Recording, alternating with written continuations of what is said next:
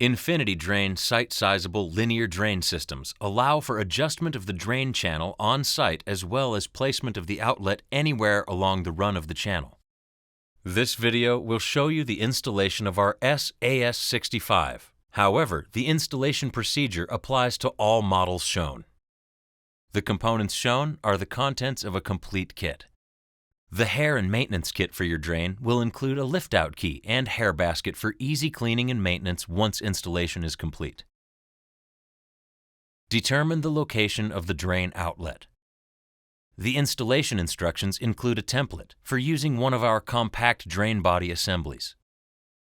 Use the template and mark the centers of the holes through the paper.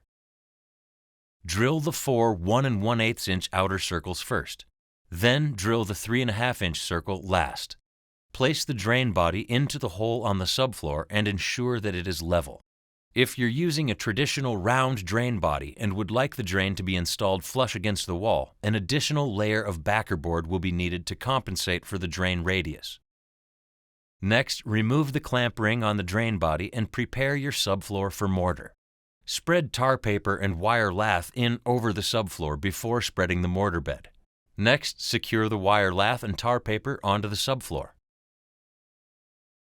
Spread dry pack mortar over the subfloor. The mortar bed should be sloped in all directions toward the drain using a 1/4 inch per foot ratio.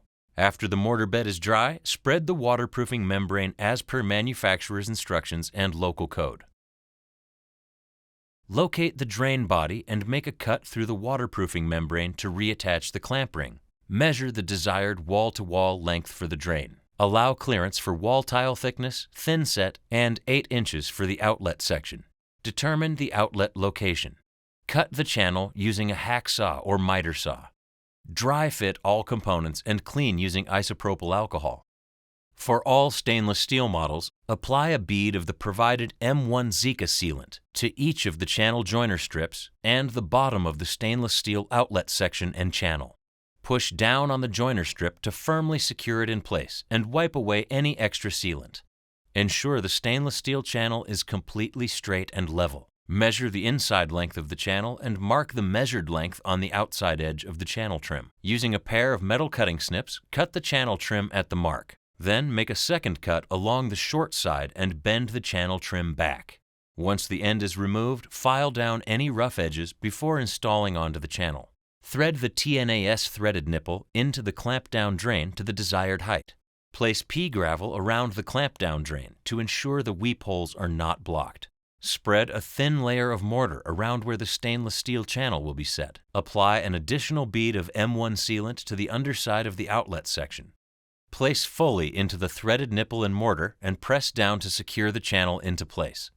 After placement, ensure the channel is completely level. For high flow models, screw the top threaded ring of the included clamp-down drain onto the outlet section of the assembled channel. Reattach the clamping ring with the channel assembly together to the drain body and secure using the bolts from the clamp-down drain. After placement, ensure the channel is completely level. Spread the final mortar bed and pitch it towards the drain. Once the mortar bed has cured, apply thin set to the floor and install finish floor tile. The finished floor tile should sit 1/16 of an inch above the drain.